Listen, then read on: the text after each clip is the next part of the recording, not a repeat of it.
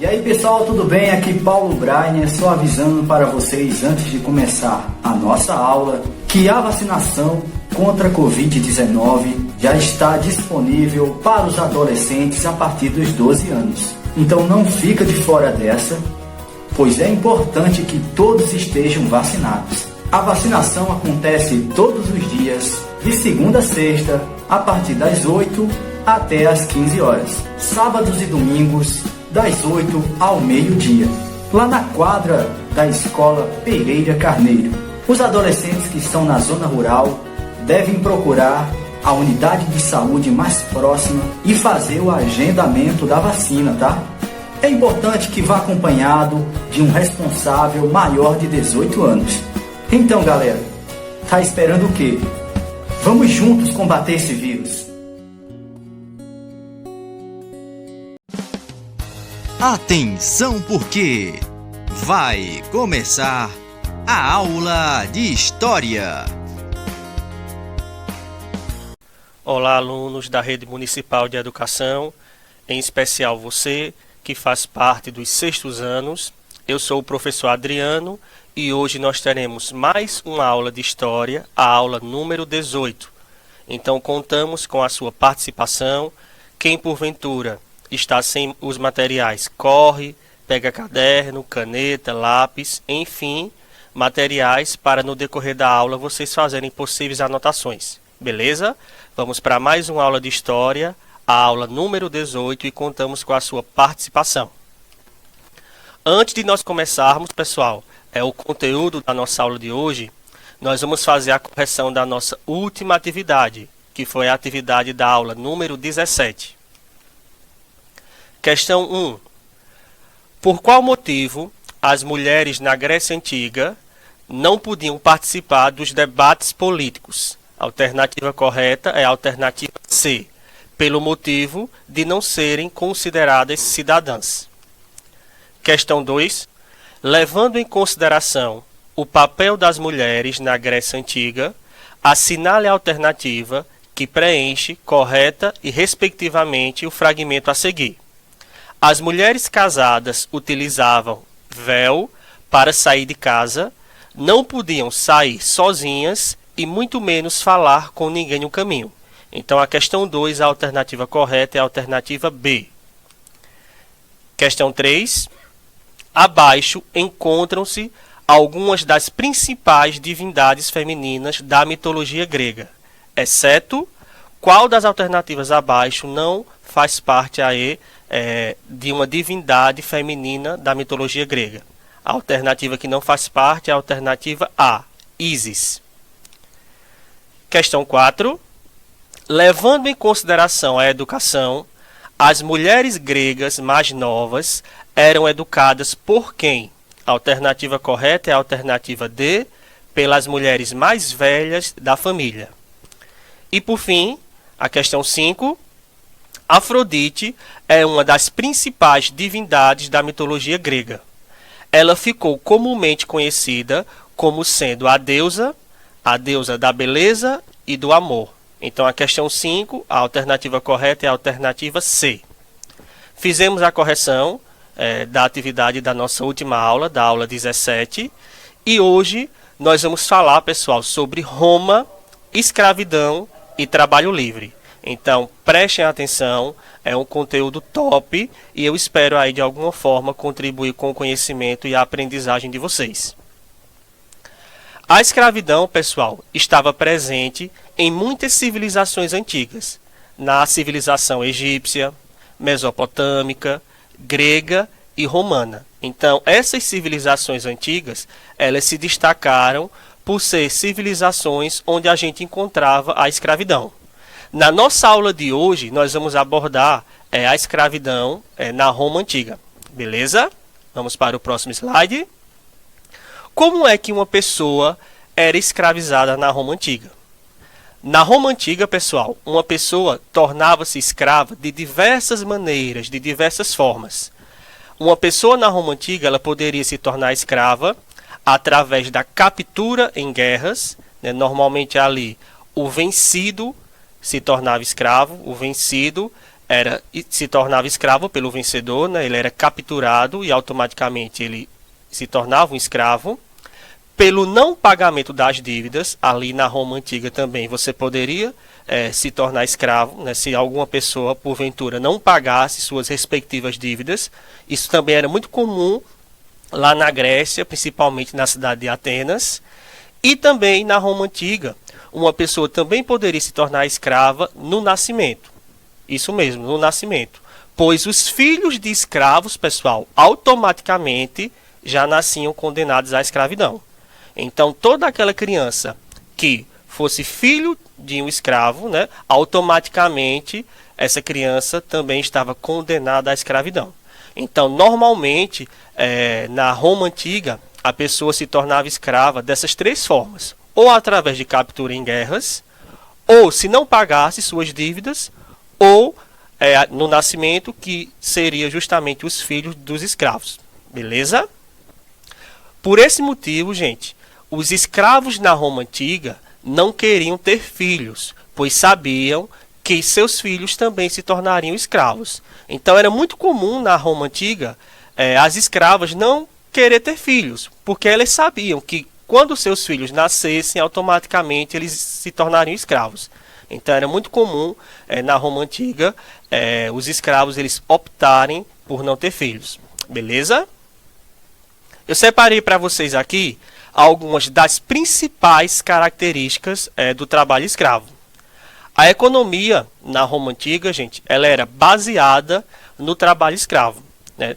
Tudo que girava ali economicamente na Roma Antiga dependia da mão de obra escrava, né? O escravo, economicamente, tinha um papel muito importante na Roma Antiga. Normalmente, na Roma Antiga, a gente iria encontrar escravos trabalhando em obras públicas, escravos construindo pontes, monumentos, estradas. Os escravos também, eles trabalhavam na agricultura, na mineração, no artesanato e também a gente encontrava alguns escravos trabalhando nos serviços domésticos. Ok, pessoal? Clarinho, clarinho. Vamos para o próximo slide. Na Roma Antiga, pessoal, o escravo ele era considerado um instrumento ou um objeto nas mãos do seu senhor. O escravo era uma propriedade e o seu dono, o seu respectivo dono, tinha total liberdade de fazer o que bem entendesse com o escravo. Então, o escravo ele era uma propriedade do seu senhor e cabia ao seu senhor fazer o que ele quisesse, o que ele bem entendesse. Se o senhor quisesse bater no escravo, poderia. Se o dono do escravo quisesse vender, poderia. Se o dono do escravo, por exemplo, quisesse matar o escravo, poderia. E o dono ele não seria penalizado por isso, porque o escravo era uma propriedade do seu dono. Então o dono ele poderia fazer o que ele quisesse, o que ele bem entendesse. Beleza? Uma observação aqui importante. Na Roma Antiga, um escravo ele poderia pertencer a uma pessoa, que no caso seria aí o escravo particular, e também tinha aquele escravo que pertencia ao governo, ao Estado, que era aquele escravo estatal. Então, na Roma Antiga, nós encontrávamos dois tipos de escravos. Tinha o escravo particular, que era aquele escravo que pertencia a alguém, e tinha o escravo estatal, que era aquele escravo que pertencia ao Estado, pertencia ao governo. Ok? Vamos agora falar sobre a luta de gladiadores, né? Com certeza aí vocês já ouviram falar sobre os gladiadores. Para quem não sabe, pessoal, os gladiadores na Roma Antiga, eles também eram escravos, né? Os escravos, pessoal, gladiadores, eles eram utilizados nos espetáculos como uma forma de diversão, de entretenimento. Então a gente iria encontrar ali gladiadores na Roma Antiga lutando, né? Eles lutavam entre si, um gladiador lutando contra outro gladiador. A gente iria encontrar gladiadores lutando contra animais ali nos anfiteatros, né? Que entre vários anfiteatros, o mais famoso era o Coliseu. Então esses gladiadores que eram escravos, eles eram utilizados como forma de diversão, de espetáculo. Era muito comum você encontrar ali na Roma Antiga lutas entre gladiadores ou então os gladiadores lutando contra os animais, que era uma forma de entretenimento, de diversão. Beleza? Vamos para o próximo slide. Vamos agora falar sobre uma lei muito importante que foi criada na Roma Antiga, que foi a Lei Poetélia. Essa lei ela foi criada ali por volta do ano de 326 a.C. E essa lei ela aboliu, extinguiu, a escravidão por dívidas em Roma. Como eu havia falado anteriormente, uma pessoa ela poderia ser escrava em Roma ou através da captura em guerras, ou no nascimento, ou se não tivesse condições de pagar as suas dívidas. Então essa lei, a Lei Poetélia, ela põe fim à escravidão por dívidas ali na Roma Antiga. Então é uma lei muito importante. Ok, pessoal? Vamos falar agora sobre a revolta de Espartaco. Essa revolta ela também é conhecida como a revolta dos escravos. Professor, entre quem foi essa revolta? Entre os escravos gladiadores e os seus donos. Então a revolta de Espartaco foi uma revolta que aconteceu entre os gladiadores, que eram escravos, como eu falei anteriormente, e os seus respectivos donos. Beleza? Qual foi o motivo de ter acontecido essa revolta? Nenhuma revolta, nenhum conflito vai acontecer do nada, sem uma causa. O que foi que levou a acontecer a revolta de Espartaco? Não suportando a exploração a que eram submetidos, os gladiadores, esses escravos, eles fugiram dos seus senhores. Então, não suportando a forma como eles eram tratados, aquela exploração toda, esses escravos, eles fogem dos seus senhores.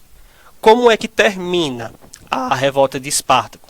Os escravos, os gladiadores, eles foram recapturados e como forma de punição e para servir de exemplo para os outros escravos, aproximadamente aí cerca de 6.000 escravos, eles foram crucificados ali na entrada da cidade de Roma.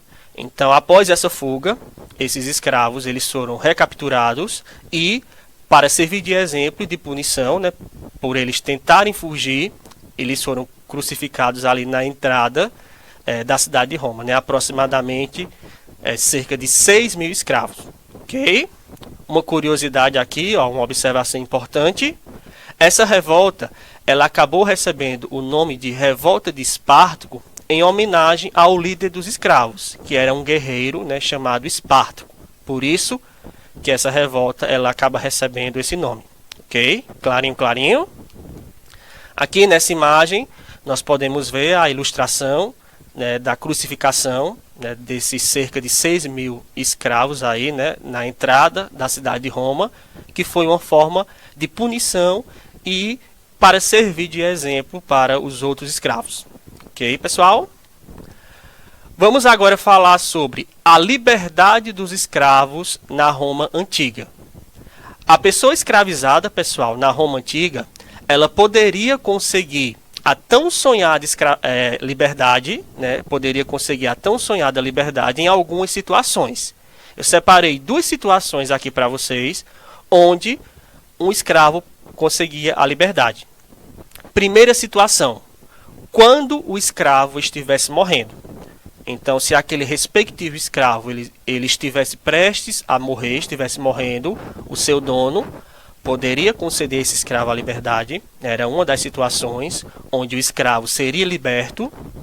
Segunda situação, quando o dono do escravo morresse e tivesse deixado um testamento dizendo que o escravo poderia ser liberto.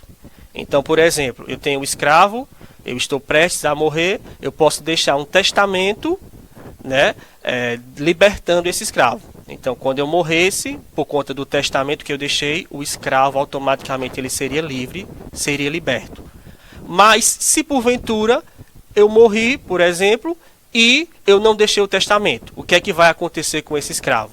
Então, esse escravo ele seria dado como herança. Ele seria dado como herança ali a algum familiar do morto.